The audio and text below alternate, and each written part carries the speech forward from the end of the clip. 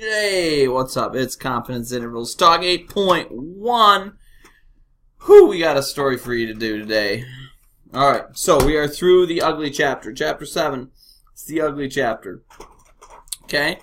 We are now on to some fun stuff. Actually using our sampling curves and sampling distributions in the real world. Alright, so remember, by sampling a random sample, we can predict what the entire population would do or what it actually is.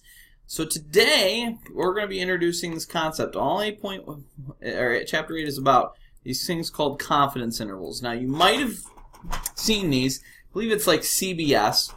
If you watch their nightly news, they do this thing saying they are confident that weather is going to be between here and here, right? So, if the weather is not between these two intervals, if it's on the outside of the interval, then one of the people who watch TV basically win an umbrella or something like that. So they are confident between this range, usually it's like a 6 degree or something like that,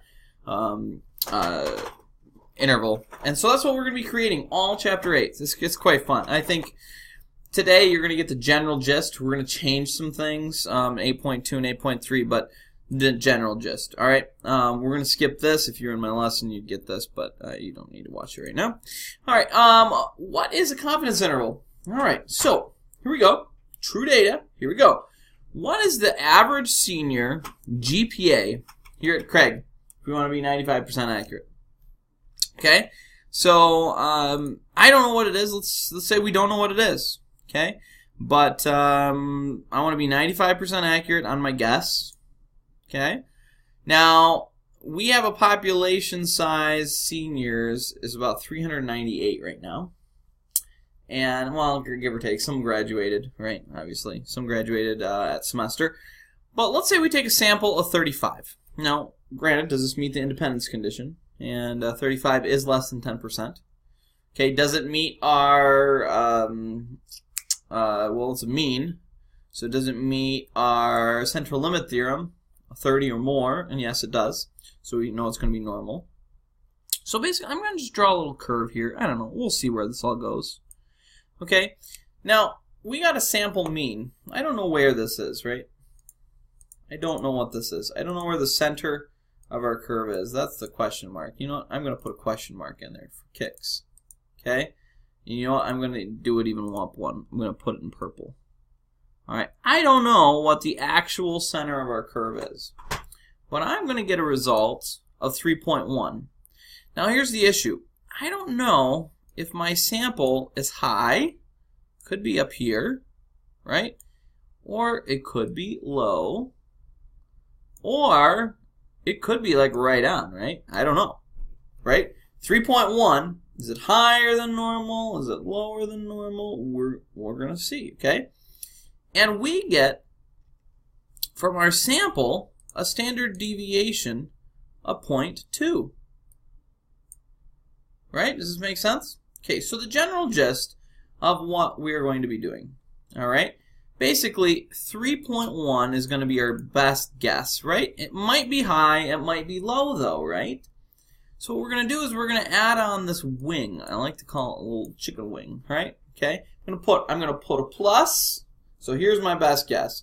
I'm going to put a little plus, and I'm going to put a little minus on here, creating an interval. Now, what's in the center of this interval?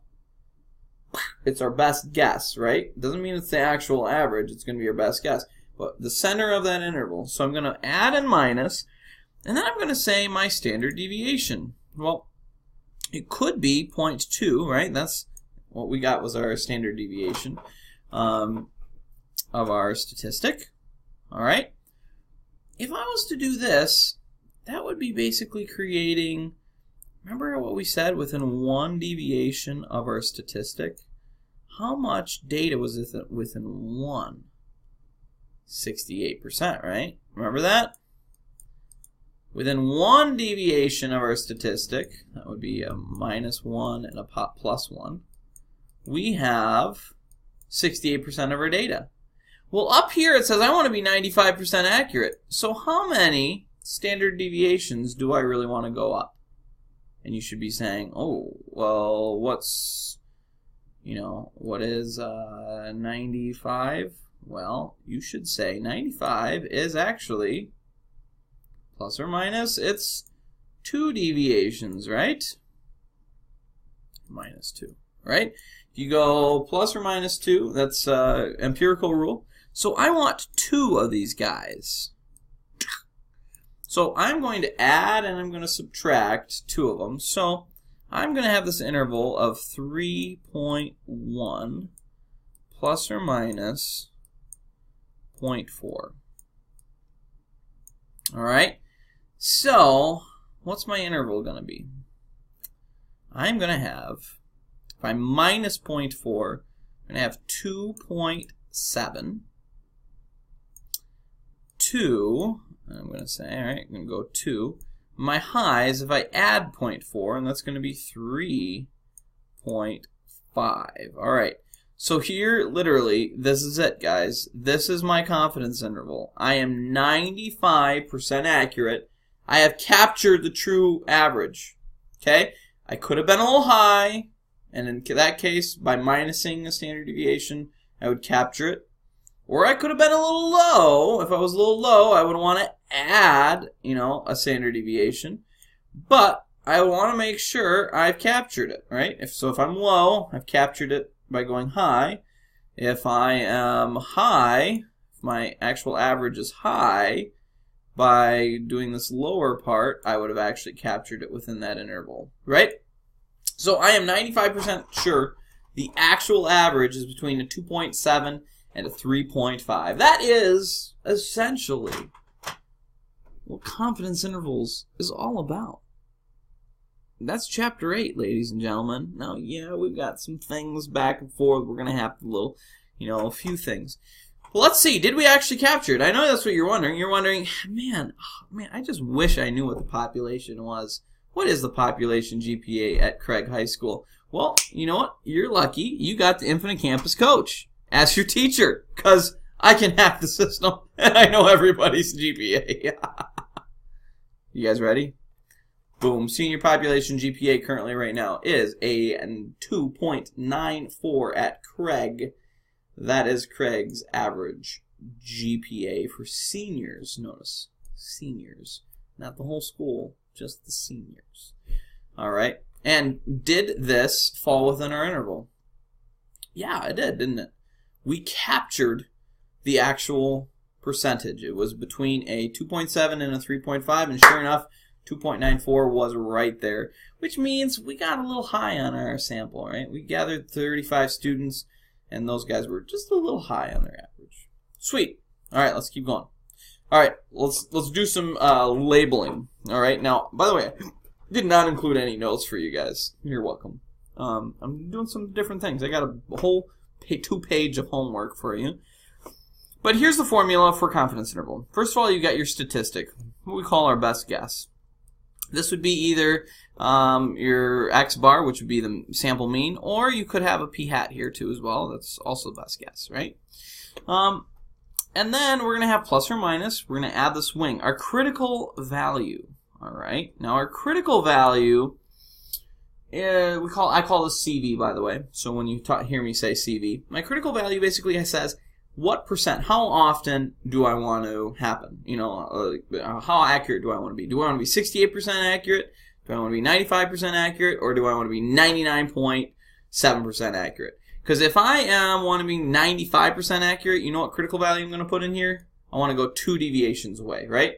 2 deviations away is 95% accurate. What if I only want to be 68% accurate? Well, I'll just go 1 deviation away, right? I'll be 1 deviation away. I'll be falling within that. What if I want to be sure of this. I want to spread my wings out. Now, imagine this. I don't know if you guys have seen Meet the Robinsons, but there's that little T-Rex, and he's got little tiny hands, and he can't grab anything, right? Well, that's because how sure are you to grab something if you can only open your hands this big, right? I can't grab anything, right?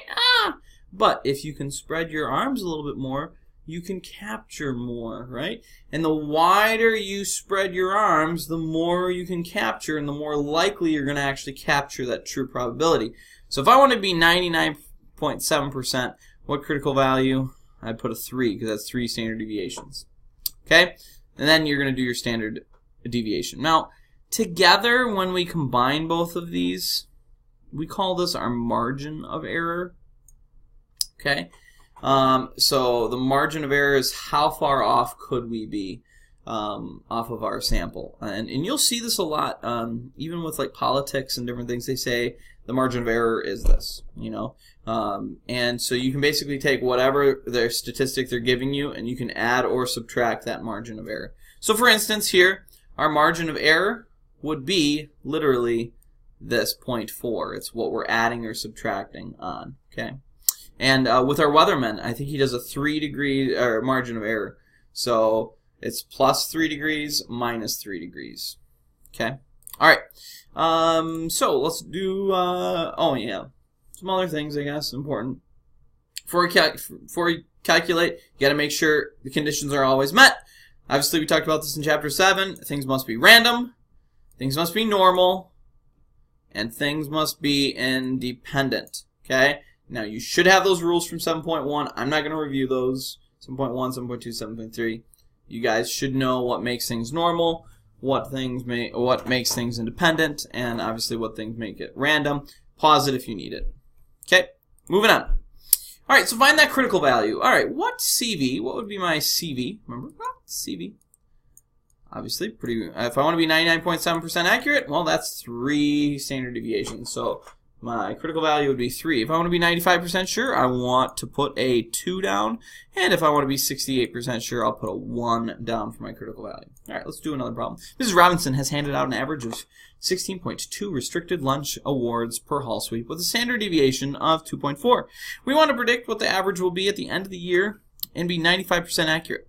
Calculate the confidence interval for average awards per hall sweep. All right, so average per hall sweep is 16. Now, is this the real overall? It's not the real overall. That's just so far right now. Now, okay, some of you guys are saying, this is not random. Yes, you're right. This is not random, so technically the random, it falls off because I didn't just pick random hall sweeps. But get over that. Let's just pretend it is random. Okay, because I came up with this problem, and I would really like it if you could just get past a few of those conditions. This would be our best guess, 16.2. Does that mean that's exactly what it's going to be at the end of the year? No. I'm going to add, and I'm going to subtract, because I'm going to capture. I'm going to add a little, I'm going to subtract a little, and it's going to probably be within that interval. Now, remember, it's my statistic, right? My stat, plus or minus, my critical value. All right, well, what's my critical value? How accurate do I want to be? Ooh, 95% accurate. By the way, you usually want to be 95% accurate, so I'm going to put a critical value of 2 in. All right, and then the standard deviation is 2.4. So standard deviation is going to be 2.4. I'll plop that sucker right in. All right, so I'm going to get 16.2 plus or minus, oh, by the way, times your SD, not your SD card, but your standard deviation. Okay? And then this is going to be 4.8. All right, so what would be my margin of error? Well, oh boy, could I do a whisker? Whew! This guy right here is your margin of error. Okay? And my interval, I'm going to add 4.8 and minus 4.8. So, I believe this is going to be, if I'm minus 4.8, was that 12? Or no, it might be 11. Let's hold on. Let's calculate this. Okay, I just calculated it all out really fast. It just took me a second. And I actually got, this is my confidence interval. So, basically, what does it mean? I am 95% confident that I have captured the actual average of restricted lunch awards per hall sweep. Okay, at the end of the year, it's going to end somewhere between the average is going to be somewhere between 11.4 to about 21, on average per hull sweep. Okay? All right. Well, tomorrow we're going to get into a little bit more stuff, but there's the beginning.